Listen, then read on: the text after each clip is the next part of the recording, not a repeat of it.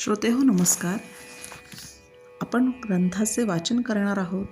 त्याचे नाव आहे श्री रंगलीलामृत. माथा मंदिल भरजरे निढळितो, शोभेटिया केशरी. मोत्यांचा विल तसेच चौघडा, कानात बाई बरी. शीला तो चरीचा कृपाण करीते, ती ढाल पाठी महा. कांती उत्तम रंगनाथ नयनी, ते राजयोगी पहा. निजानंद रंगनाथ स्वामी महाराज की जय. दीक्षित सोमयाजी परमपूज्य श्री कृष्ण सेलुरकर महाराज यांची जीवनगाथा. अर्थात ज्यांनी श्री निजानंद रंगनाथ स्वामी महाराज यांचे चरित्र ओवीबद्ध केले आहेत, त्यांची आपण आज माहिती जाणून घेणार आहोत. भारतीय संस्कृतीची जपवणूक कशामुळे झाली या प्रश्नाचे उत्तर देणे जरी सोपे नसले तरी थोडा विचार केला तर त्याचे उत्तर सापडते. अनादी कालापासून ऋषीमुनींनी वेदप्रणीत धर्म आचरणात आणण्याचा दिव्य संदेश दिला व तो प्रत्यक्ष अंमलात आणला. त्यांच्या ऋणातच सर्व मानवजात आहे.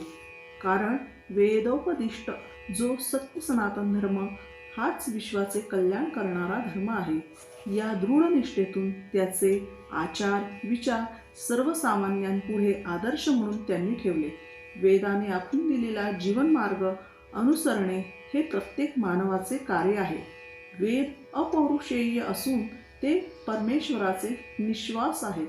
त्यामुळे त्यांच्याबद्दल कुठलाही किंतु न बाळगता जगाच्या कल्याणासाठी सांगितलेले यज्ञ यागादी आचार मानवाने चालू ठेवणे अत्यंत आवश्यक आहे.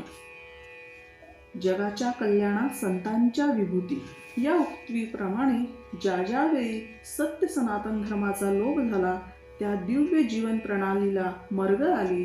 त्यावेळी भगवंतांनी गीतेत सांगितल्याप्रमाणे ही मरगळ दूर करून सत्य सनातन धर्माचे पुनरुत्थान केले आहे. युगानुयुगात अशा धर्म संरक्षकांचा जन्म झालेला आपण पाहतो. केरळात जन्म घेऊन सेतू हिमाचल भ्रमण करणारे श्रीमद आद्य शंकराचार्य हे सत्य सनातन धर्माचे रक्षण करणारे चालते बोलते विद्यापीठ होते. या धर्मकार्यात ज्ञानेश्वर, तुकाराम, नामदेव या संत मंडळींचा वाटा फार महत्त्वाचा आहे. शिवाजी महाराजांचे धर्म संरक्षणाचे कार्य कोण जाणत नाही. त्यांच्या काळातच समर्थ पंचायतनातील केलेले कार्य आजही यथाशक्ती चालू आहे. या पंचायतनातील राजयोगी श्री रंगनाथ स्वामी निगडीकर यांचाही शिष्य परिवार फार मोठा आहे. त्यांच्याच प्रेरणेने व आशीर्वादाने अनेकांनी सत्य सनातन धर्माची ही पताका उंच ठेवण्यासाठी त्याग व परिश्रम केले आहेत. त्यापैकीच पूर्वी मोगल राज्यातील व आत्ताच्या मराठवाडा भागातील लातूर या शहराजवळ सेलूर तालुका औंसा या गावी वेदमूर्ती एकनाथ पंढरीनाथ कुलकर्णी व त्यांच्या धर्मपत्नी भागीरथीबाई या शुक्ल यजुर्वेदीय माध्यान्हदीन ब्राह्मण दाम्पत्याचे कुळी एक तेजस्वी बाळाचा जन्म चैत्र शुद्ध नवमी शके 1801 इसवी सन 1879 या पवित्र दिवशी दुपारी रामजन्म काळावरच झाला. ते पुढे श्रीकृष्ण अर्थात किसन महाराज दीक्षित सेलुरकर या नावाने प्रसिद्ध पावले.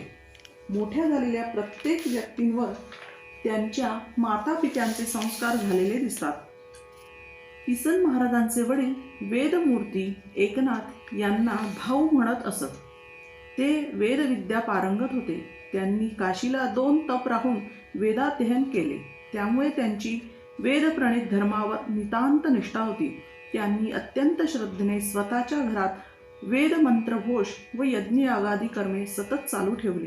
त्यांचा संस्कार बाल श्रीकृष्णावर झाला नाही तर नवलच ठरले असते. बालपणापासून वेदमातेच्या पवित्र संस्कारात वाढलेल्या किसन महाराजांना बाल्यावस्थेतच अपूर्व असा परंतु पूर्वसंचितामुळे एक योग जुळून आला. तो म्हणजे श्री रंगनाथ स्वामी निगडीकरांच्या कुळातील त्या काळातील सद्गुरू केशवबुवा निगडीकर या न्याय व मीमांसा शास्त्रावर प्रभुत्व असलेल्या प्रासादिक वाणीच्या उपजत देणगीमुळे देहभाव विसरून कीर्तन रंगी रंगणाऱ्या व आत्मस्वरूपात तल्लीन झालेल्या या अधिकारी पुरुषाचा अनुग्रह किसन महाराजांना लाभला. मुळातच विरक्त अशा किसन महाराजांना केशवबुवांसारख्या विरागी गुरुचे अनेक वर्ष मार्गदर्शन लाभले. त्याच काळात त्यांनी दत्तोपासना केली. भागवत ग्रंथाचे सतत वाचन, मनन, चिंतन केले. वेदमूर्ती एकनाथ पंतांच्या वृद्धापकाळामुळे अवघ्या 15व्या वर्षी म्हणजे इसवी सन 1894च्या सुमारास त्यांच्यावर वतनदारीची व कुटुंबाची जबाबदारी पडली. त्या कोवळ्या वयातही त्यांनी ती जबाबदारी 5-6 वर्ष म्हणजेच इसवी सन 1900 पर्यंत कौशल्याने सांभाळली. अर्थात त्यांच्या आध्यात्मिक व धार्मिक कार्यात काहीच बदल झाला नव्हता. संसारात राहूनच व्यवहार आणि परमार्थाचे आचरण करणाऱ्या किसन महाराजांचे जीवनाला वळण देणारा प्रसंग ते औसा येथील दत्त मंदिरात दर्शनाला गेल्यावेळी घडला. प्रत्यक्ष दत्ताचा साक्षात्कार होऊन भागवत ग्रंथाची अखंड 7 पारायणे करण्याचा आदेश त्यांना मिळाला. किसन महाराजांनी कुणालाही न कळवता भागवताची 7 पारायणे करण्यासाठी संत गोरोबा काकांच्या पवित्र वास्तव्याने पुनीत झालेल्या व तेरणा नदीच्या पावन परिसरातील महादेवाच्या मंदिरात 3-4 महिने ठाण मांडले. त्या शांत निवांत स्थानी महाराजांनी 7 पारायणे यथासांग पार पाडली आणि त्याची फलश्रुती स्वतः शंकराने दृष्टांत देऊन गोदावरी नदीच्या परिसरातील कर्मभूमी म्हणून निवडून तेथे वेदधर्म प्रणित यज्ञ संस्थेचा प्रचार प्रसार करण्याचा आदेश दिला. इसवी सन 1900 ते 1903च्या दरम्यान या सर्व घटना घडत असताना महाराजांचा विवाह त्यांच्या मातोश्रींच्या इच्छेनुसार औसा येथील पाठक घराण्यातील उपाध्ये नारायण देव यांची सुशील व सुसंस्कार लाभलेली कन्या रुक्मिणीशी विवाह झाला. विवाहात जरी महाराज सामील होत असले तरी त्यांची अंतर्यामी खूप खळबळ माजली होती. त्याचे कारण म्हणजे पूर्वजन्मीच्या कर्माची जागृती त्यांच्या ठायी झाली होती. त्यांचे गुरुकुल निगडीकर, त्या कुलाचे आद्य संस्थापक राजयोगी श्री रंगनाथ स्वामी निगडीकरांनी किसन महाराजांकडे कृपावलोकन करून त्यांच्या पूर्वसंचिताची व अपूर्ण राहिलेल्या त्यांच्या कार्याची आठवण करून दिली.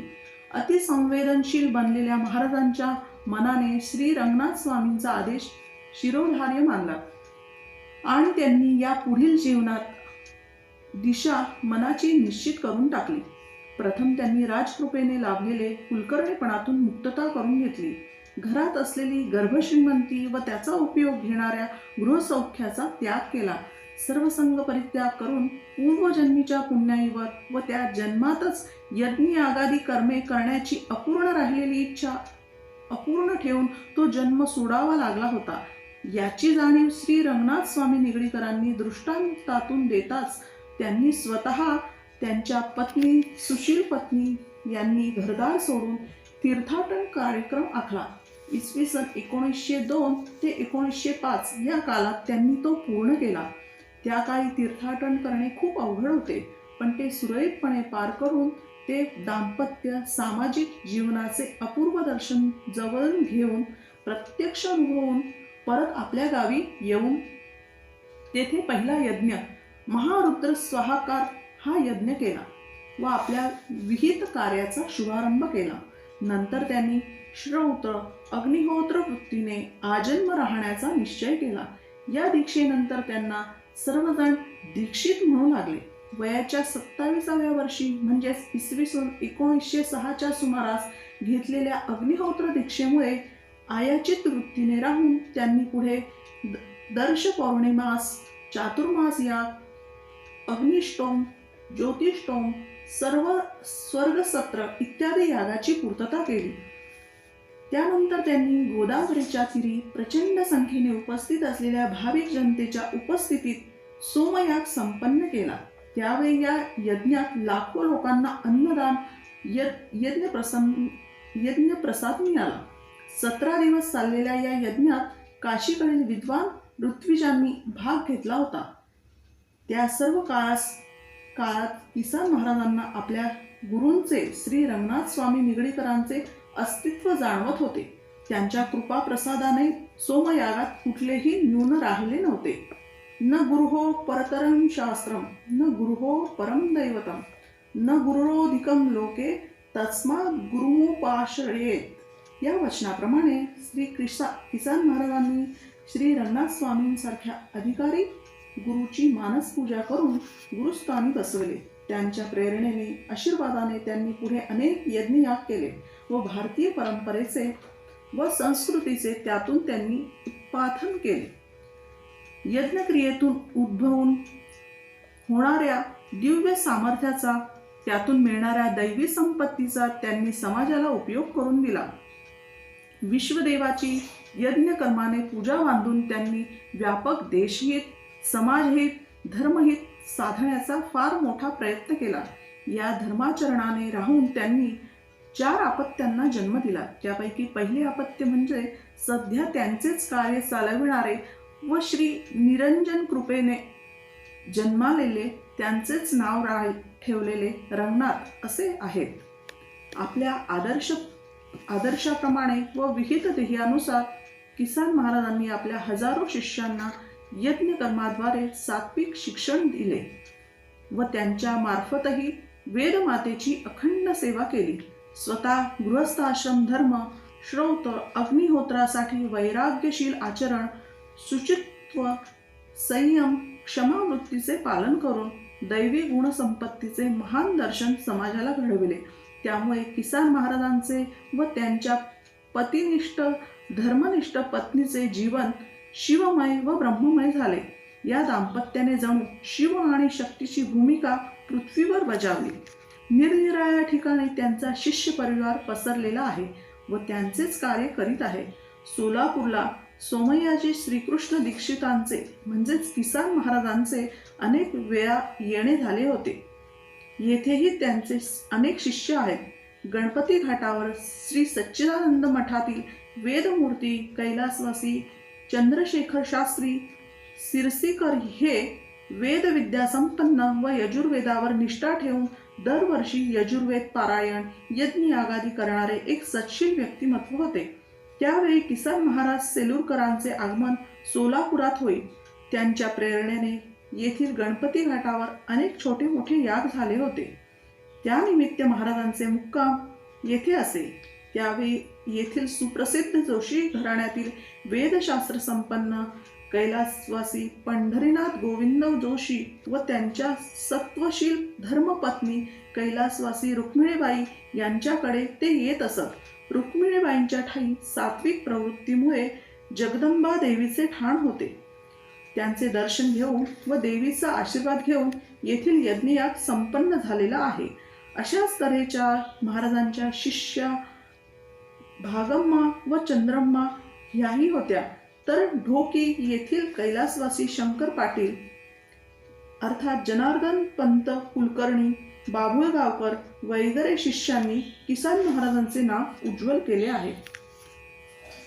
श्री रंगलीलामृत हा पद्यमय ग्रंथ किसन महाराजांनी सुमारे 1934 ते 35च्या सुमारास लिहिला व स्वतःच्या गुरुचे ऋण अल्पांशाने फेडण्याचा प्रयत्न केला. यामधील घटना व प्रसंग त्यांना जशा भावल्या व त्यांनी त्या तशा ऐकल्या तशा लिहिल्या आहेत. त्यातील ऐतिहासिक व्यक्तीचा उल्लेख येणे अपरिहार्य आहे, कारण श्री रंगनाथ स्वामी निगडीकर हे समर्थ पंचायतनापैकी एक प्रमुख घटक होते. परंतु त्या सर्व घटना ऐतिहासिक निकषावर तपासून पाहिलेल्या नाहीत. या ग्रंथात जशाच्या तशा घेतल्या आहेत. या ग्रंथाची भाषा ओघवती आहे व प्रसंग साक्षात उभे करण्याची शक्ती शब्दांमध्ये आहे. किसन महाराजांवर श्री रंगनाथ स्वामींची पूर्ण कृपा असल्यामुळे व ते स्वतःही प्रतिभावान असल्यामुळे या ग्रंथाची निर्मिती ते करू शकले. त्यामागे त्यांची सद्गुरूवरील भक्ती व निष्ठा ही तर आहेच. याशिवाय त्यांच्या कार्यावरील प्रेम, समाजधारणेस लागलेली मूल्ये त्यांनी कशी जोपासली हेही दाखवण्याचा हेतू आहे. या ग्रंथाची प्रत लिहून तयार करण्यासाठी नाझरे येथील देशपांडे कुटुंबियांनी मदत झाली. तसेच या ग्रंथाचे संपादन करण्याची जबाबदारी माझ्यावर अर्थात दिवाकर दुखाने यांच्यावर समितीने सोपवली. ती मी यथाशक्ती पार करण्याचा प्रयत्न केला आहे. ही माझी सेवा श्री रंगनाथ स्वामी व किसान महाराज यांचे चरणी समर्पित केली आहे. दिवाकर दुनाखे, दुर्वांकूर, लक्ष्मीपेठ, सोलापूर. धन्यवाद.